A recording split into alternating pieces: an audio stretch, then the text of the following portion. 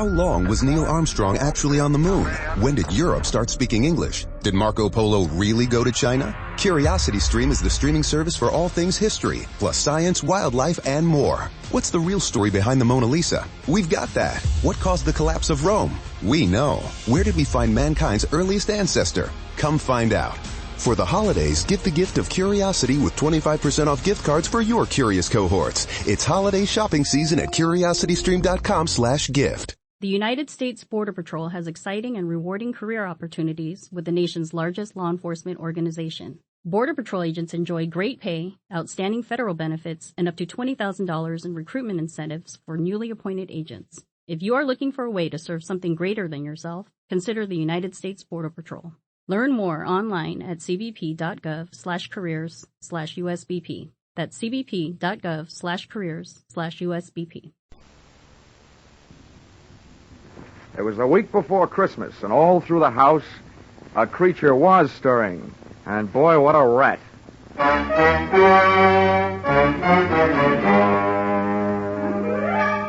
This is another in the adventures of America's fabulous freelance insurance investigator, Johnny Dollar, starring Charles Russell.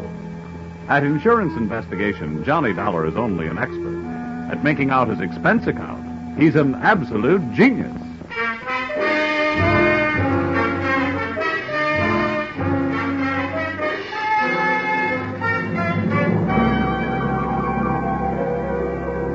Expense account submitted by Special Investigator Johnny Dollar to Home Office, Industrial Insurers Incorporated, Hartford, Connecticut. Attention, Mr. Eben Stevens, General Manager. The following is an accounting of my expenditures during investigation of small-time swindles of big-time department stores. Or how I played Santa Claus and almost got left holding the sack. Or going for a sleigh ride without benefit of snow can be tough sledding. Expense account, item 1. $1. Tip to messenger who delivered this assignment in writing by hand to my apartment. Thanks, Mr. Dollar. You have never been known as a fast man with a buck, Mr. Stevens, and I must say your note to me also marked you in my mind as an economist with words. Dear Dollar, our client, the Association of Department Stores of Greater Manhattan, has requested help on the following problem. A young man has been making the rounds of New York department stores during the current Christmas rush.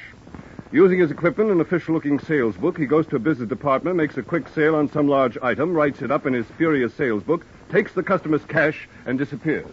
Enclosed find varying descriptions as furnished by victims to date, and check for your usual retainer fee. Please put a stop to this nefarious practice at once. Signed, Eben Stevens, General Manager. Expense account, item 2. $6.21. Train fare, Hartford to New York. Next morning at 7:03 on the Banker's Special. A train very cleverly named that because 75% of its load is made up of bankers. I sat among them in a parlor car, watching them limbering up for the day's chores, slowly shaking their heads from side to side and softly whispering, "No." We arrived at Grand Central at 9:20. The bankers got off and headed for their granite vaults. I got off and headed to face my stone wall. Expense account, item 3. 4 bits, cab fare to offices of the Association of Department Stores of Greater Manhattan. There, things got brighter right away. Her name was Judy Whitehall. Boy, how she'd been missed by the scouts for the Copacabana, I'll never know. I have been assigned to help you all I can, Mr. Dollar. What would you like to know first? Your home phone number. Oh, well, maybe we better wait until later for that. How many stores are there in your association, Miss Whitehall? We have 120 member stores, Mr. Dollar. Great. You know, in one department store, I'm the kind of a guy that can't find a glove department. And now I've got 120 stores in which to find someone I don't even know. Well, we do have the man's description. Yeah, as a matter of fact, we have a lot of descriptions, all slightly different. And the regular store detectives are all on the lookout. It's like looking for a noodle in a spaghetti stack. And all the sales personnel have been warned. It's beautiful. What's beautiful? Your face. Well, really, Mr. Dollar. After all. Oh, yeah. Oh, yes, I know. Business. Well, before I start, maybe you'd better give me a letter of identification. If I spend all day moseying around department stores without buying anything, I can stand a good chance of getting picked up as a shoplifter. Right away. Follow me. All right. Oh, just a minute. Hello, this is Miss Whitehall. Oh, yes, Mrs. Sandler. Oh, my, that's terrible. My goodness, that's awful. Good gracious, that's worse. Well, the insurance investigator is here right now, Mr. Sandler. We'll be right over. What's so terrible? Well, that man, the one we're looking for, he was in the Miller's store making a phony sale in the camera department. Oh, you also said it was awful. It was. A little girl picked up a camera and snapped his picture, and the man tried to take it away from her, and the girl yelled, and then her mother screamed. And what made it worse? Well, a store detective came running, and the man shot him. Then he grabbed the little girl, camera and all, and ran off. They called the police. Really? I can't imagine why.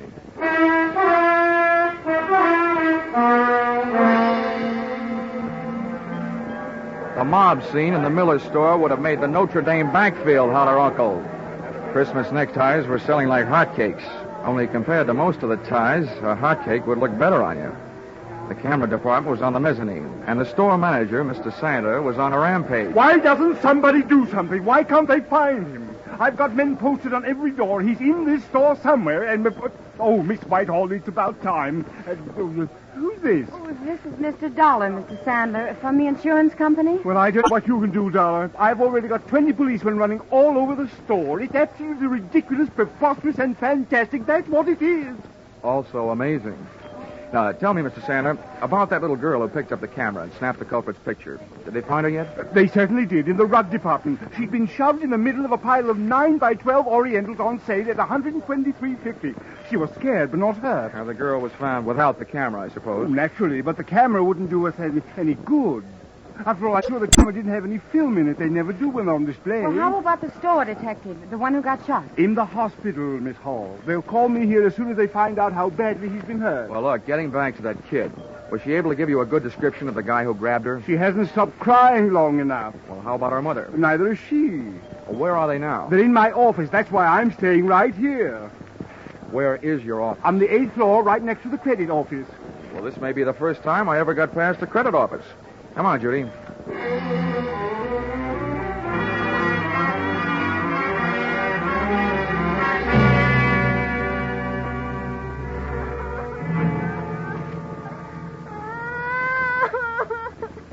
Oh, Bobby, come on. Blow your nose. There. Now, be a brave little girl. I don't want to. He hit me. He tried to kill me. Oh. He took away my camera. Let me have another try, Mrs. Jenkins. All right, Mr. Dollar, if you think it'll do any good. All right. Oh, come on now, Bobby. All you have to do is tell us what that bad man looked like. We'll get him, and then we'll fix him. Come on now, huh? I don't want to. He'll kill me. I'm beginning to think he's got a point. Okay, Bobby. Okay. Just a minute now. Oh, Judy. Here. Yes, Johnny? Looks like as a child psychologist, I'm nothing. At this point, I feel like telling little Bobby to go out and play with some old razor blades. Got any suggestions? Well, it is almost Christmas. Yeah. And one thing little girls don't want to do at Christmas is get in wrong with Santa Claus. Ah, gotcha. Good gal. Where do we find Santa Claus? In the toy department on the 5th floor. Well, give me about 10 minutes to explain things to Santa, and then bring Bobby down. All right. Oh, Bobby. What? Do you know what happens to little girls who make Santa Claus mad at them? Yes. What happens? They don't get to look at television before they go to bed. I mean, at Christmas, what happens? They don't get any toys. All they get is old sweaters and underwear. Well, listen, Bobby. This guy Santa happens to be a good friend of mine. What do you think of that? Tell him I want an air rifle. You would. Okay. I'll even fix it so you can tell him yourself. How's that? Just fine. Ah, good girl. Hey, where'd you get that blood on your coat? You got a cut? No, sir. That's from that bad man. I bit him on the hand. Okay, Judy. Here I go. Oh, and on the way down, maybe you better stop by the dog supply department and buy little Bobby a muzzle. If the kid doesn't like his looks, old St. Nick may get nicked.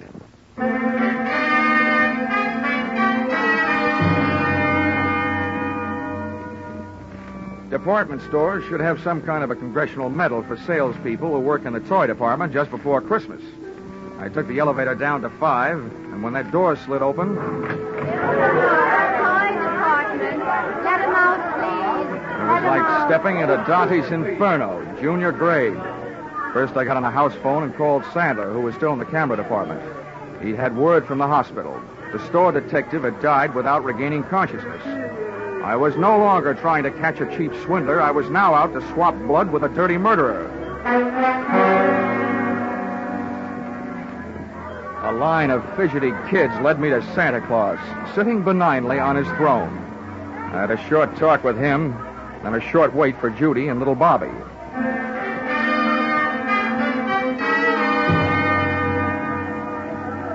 Okay, Santa. Now we've got to make her talk.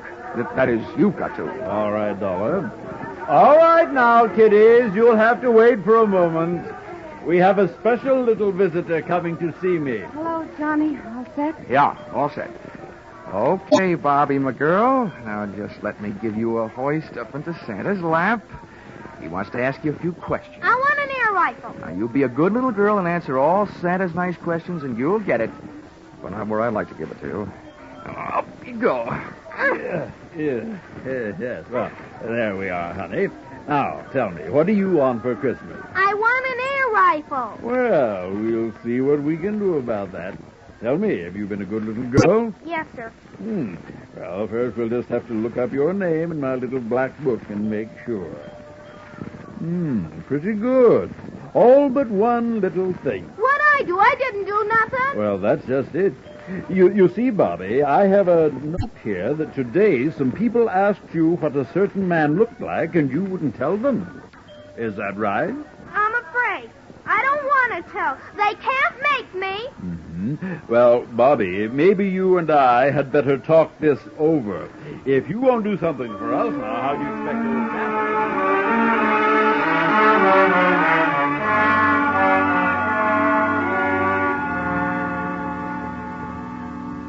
Little Bobby's description of the murderer wasn't the greatest by any means, but it was better than none at all, with which we had been furnished by the personnel in the camera department and the kid's mother. We took the girl to the advertising department, where an artist made a sketch. Armed with a drawing, we made a tour of the store exits, showing it to the police posted on every door, giving them a rough idea what to look for. A medium-build, pudgy man with black hair. And when they came across such a character, he was to be issued an invitation to show his hands. If he was sporting Bobby's teeth marks, then they'd really know. Well, this chore out of the way, Miss Whitehall and I saw our teeth in a pair of sandwiches in the tea room. The Shopper's Delight sandwich, to be exact. Cream cheese, walnuts, watercress, and pineapple on whole wheat bread.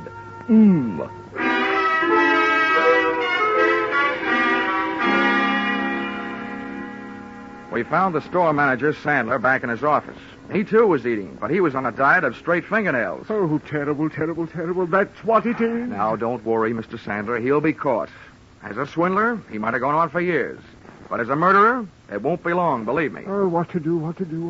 Well, I've got several ideas. And the first is to get out of your office and start at the top of the store and work my way down. They're already doing that, and not a sign of him. Well, I once found a mouse in a hayloft, so be not disencouraged. And a pretty little mouse she was. Oh, dear. Oh, please, try to relax, Mr. Sandler. Everybody's doing their best. Yes, I'm sure they are. It's just that I... Oh. Hello? Yes, this is Mr. Sandler. Oh, no. Where? How long has he been there? Oh, I'll be right down. What's the matter now? About an hour and a half ago, our store Santa Claus stepped out into the employee restroom for a smoke. He was slugged from behind. When he came to, he was all tied up in a broom closet, and somebody has stolen his Santa Claus suit. They just found him. About an hour and a half ago. Judy, you know what that means? Oh, no. Oh, yes. 45 minutes ago, when little Bobby was giving Santa Claus the murderer's description, he was giving it to the murderer himself. Oh, good gracious. Instead of a kid's air rifle, it could have gotten us a revolver, size 38.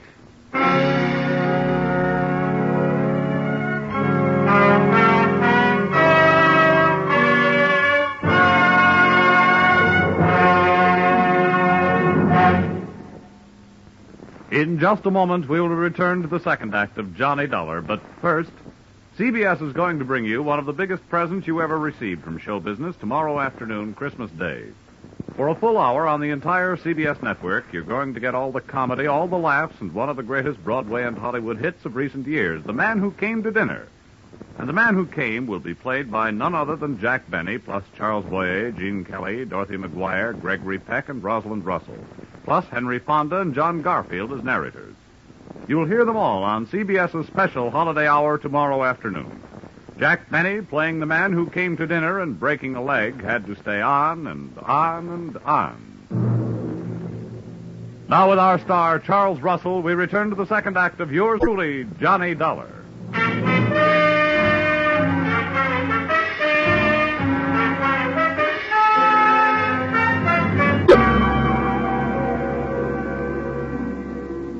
There's no place like a crowded department store for a fresh-made murderer to be on the loose, especially one that's playing Santa Claus for a lot of rosy-cheeked little nippers.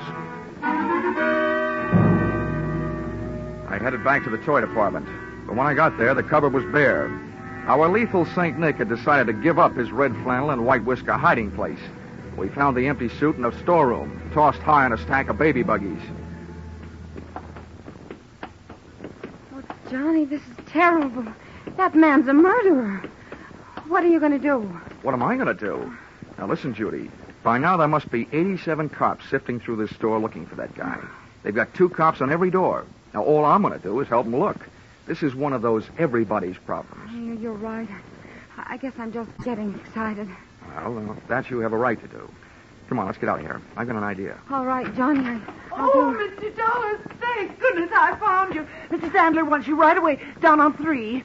An old lady has just been shot in Junior Mrs. Lingerie. Oh, serves her right for not acting her age.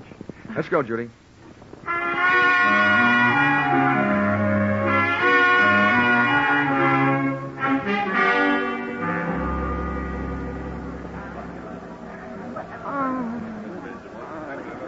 Right over here, Dollar. All right. Let him through, please. Let him through. Lady, please stand back now. Well, Dollar, Yeah? Congratulations. Before, this store was only going to sue that company of yours for $1 million. Considering what this shooting will do to our reputation, I'm going to make that $5 million. Mr. Sandler, keep your powder dry. First of all, it's not my company. And second, you can't sue them for something they didn't do. And third, you'd better get this poor old gal to a hospital. How badly is she hurt? And how did it happen? The doctor's on his way, and we've sent for an ambulance. This woman was lost out on the back stairway looking for the ladies' room. That maniac saw her coming toward him and ran down the stairs, firing over his shoulder. The bullet just seemed to have grazed her left side. Pretty lucky. Where are the police? They're searching all over the store. Dollar, what are we going to do? This is terrible for business. Well, I suspect that any minute now, the cops will be telling you to do something that's going to be even worse for business. Close the store. Well, but close the store? Why, we're staying open late tonight. It's the last-minute rush. I'm just telling you what I think. I think the cops will double the lookouts on all the doors and make you close the store. Then they can go to work. We lose thousands of dollars. They can't make me close the store. If you stay open, you might lose a few more customers. The hard way. Where's that doctor? He'll be here any minute. Oh, Mr. Sandler. Yes, what is it? Well, they called up from the sporting goods in the basement. That man has been down there and held them up. And he took 4 guns and 6 boxes of ammunition. 6 boxes of... Oh, my... Oh, what's this going to do to our store? If you're not careful, it's going to turn your store into the world's largest shooting gallery with live targets. You know what I suggest, Mr. Sandler? What? Tell me what. Don't wait for the police to tell you. Close the store.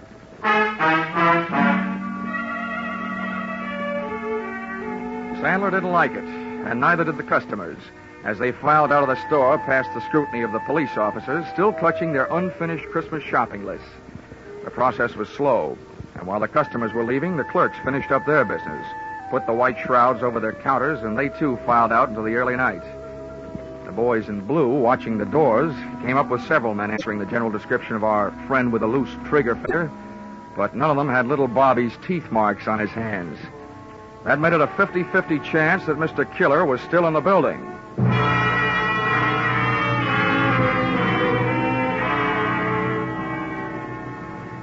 There's nothing more eerie than a department store after closing. And its white sheets, the whole joint seemed to be playing ghost. I sent Judy over to a steakhouse, Pietro's on 3rd Avenue. Told her to wait. Then I had Sandler get me a gun from the sporting goods department. For that lonely, scared feeling, there's no medicine that quite takes the place of a piece of cool steel in your little hot hand.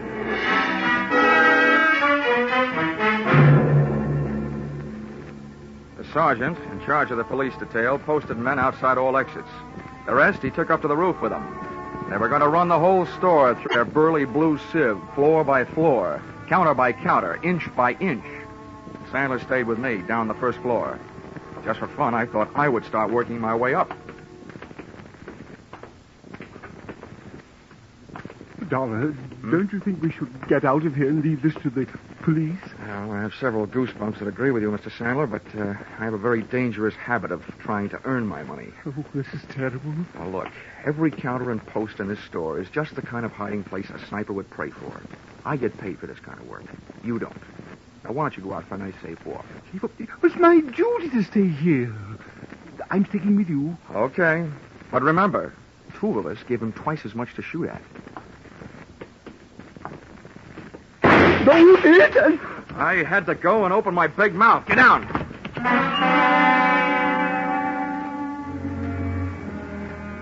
Getting down on that floor could have been committing suicide in itself. The killer's bullet had crashed into a showcase. And a sea of broken glass is a risky place to practice diving. Having to swim out of it was twice as bad, but that's what I had to do. Oh, Mr. Dollar. Now, Sandler, keep your head down. Bury your face in that glass, but keep your head down. Yes, Dollar.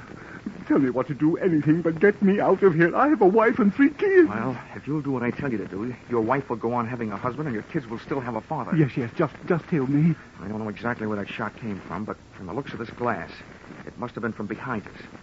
Now, I'm going to leave you and crawl over near those elevators. While I'm on my way, you rattle around in this glass. Let them hear where you are. Give me about 2 minutes, and then do something to draw its fire. What'll I do? Do anything but one thing. Don't stand up. I'll think of something. You'd better. But don't take any chances. No. But what are you going to do? Take some chances.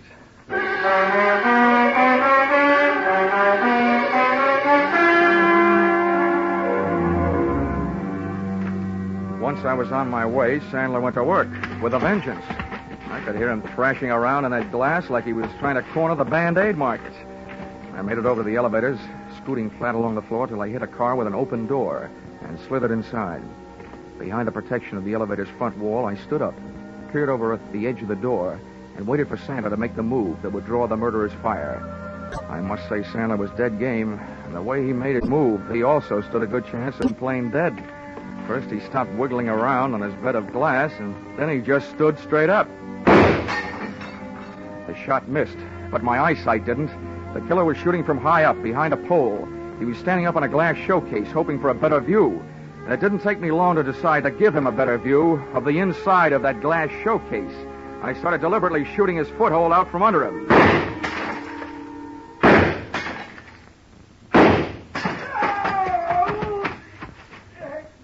He was bleeding beautifully when he started to run, straight for the back of the store, firing as he ran. As one last souvenir, he threw his empty gun over his shoulder at me. People who live in glass houses shouldn't throw guns. I decided to join the track team and went on the chase. Back out of the main floor, through the employees' entrance, out to the dimly lit shipping department, and its loading dock filled with packages ready for shipment. I could hear him moving around among them. Okay, get your hands up and come out. I'm giving you a chance, but it's not going to last long. Get moving. I don't need your chance. I've got something better. Okay, so you want to play. I think I'll give you a couple of Yuletide presents early, and I'm sure nobody will mind if I open your head before Christmas.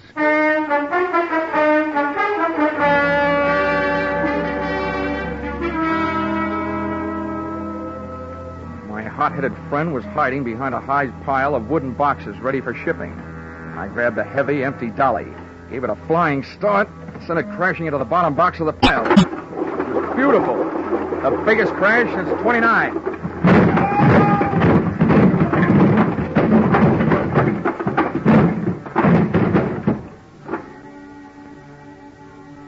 It was a tough fight, but, Mom, I don't think I won. At best, it was a draw. About the 15th time I belted him, he belted me right back. Oh. Then he got his hands on a hammer, laid it across the side of my head. I got the hammer, did the same for him. I made a hole in one. He fell squarely into a man-sized packing case lying at the foot of the packing bench. I was getting weak, dizzy. I had to hold him. One thing to do. Top a case lying right there. All ready. Nails part way in. Put it on right over him. Nail it on. Good. Tight. Good. Tight. Good. Tight. Everything is going black.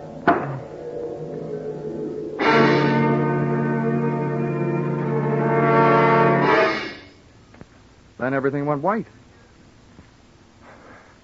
Hey, corny as this may sound, where am I? You're in the hospital, Johnny, darling. Hmm? But don't worry. It's only a slight concussion. They brought you here last night. Oh, I suppose I have a hammer-shaped hole in my head. No, darling. It hardly shows. Oh. How could it? The bandages covering it up. Well, at least I got him. Hmm? You what, dear? I got him. The killer. Oh, no, dear. You couldn't have. They're still looking for him. Oh, no. Oh, my gosh. What time is it? 11 in the morning. I gotta get out of here. Why? Johnny, please. Johnny, you're not supposed to get out. Oh, nurse!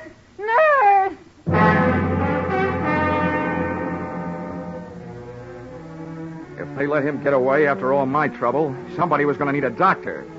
Judy and I hit the department store in 12 minutes flat. 1 minute later, I was in the shipping department talking to the head man. Now, Mr. Dollar, just calm down. Everything's going to be all right. Now, exactly what is it you want to know? That big packing case, the one that was lying right here in front of the bench last night. Where is it? Oh, the great big one? Yes, the great big one. The one about 8 feet long and 3 feet wide? Yes, the one about 8 feet long and 3 feet wide. Well, there was something very peculiar about that case. You're telling me. Where is it? Well, this morning we came to work. The boys saw it all packed up, so they put it on the truck for upper New York State. Oh, no. Oh, indeed they did.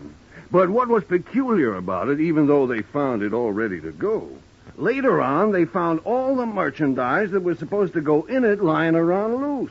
It had never really been packed. Well, then quick. The least you can do is tell me where it went. Well, now that I can do. That box was the boss's big annual charity shipment of goods. That particular box is on its way to some of the unfortunates who'll be spending this Christmas away from home. All right, so where is it? By now, it should be at the New York State Prison, up in Ossining.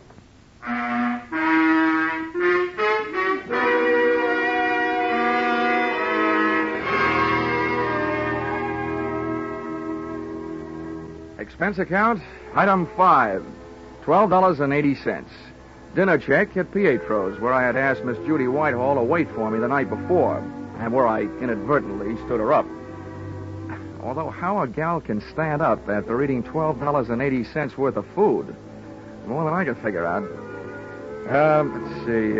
Expense account, item 6, $10. Medical supplies for those poor CBS sound men, Vern Surrey and Billy Gould, who had to break all that glass during the show. Expense account total, $511.50. You may think this amount is a little high, but isn't everybody at this time of the year? Signed, yours, truly, Johnny Dollar.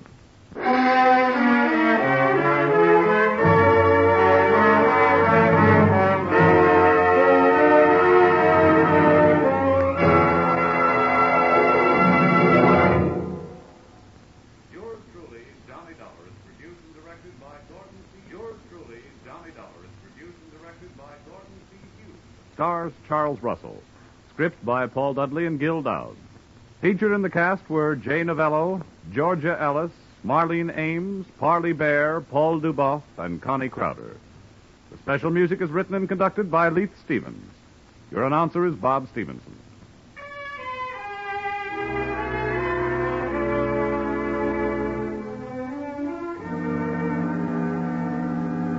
Be sure to be with us at the same time next week when another unusual expense account is handed in by Yours truly, Johnny Dollar.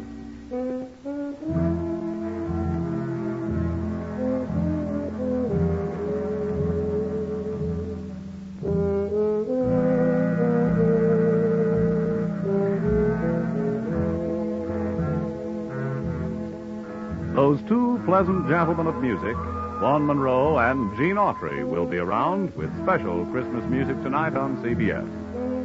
On his caravan, Vaughn will feature a medley of Christmas carols. And you'll hear the maestro and his band featuring Vaughn's new song success, The Jolly Old Man in the Bright Red Suit. Gene Autry will bring you Christmas music and the Christmas Eve story, Western style. Be sure to hear these two Saturday night CBS stars, Vaughn Monroe and Gene Autry, on most of these same CBS stations. Now stay tuned for Vaughn Monroe's Caravan, which follows on most of these same stations. This is CBS, where yours truly, Johnny Dollar, meets adventure every Saturday night. The Columbia Broadcasting System.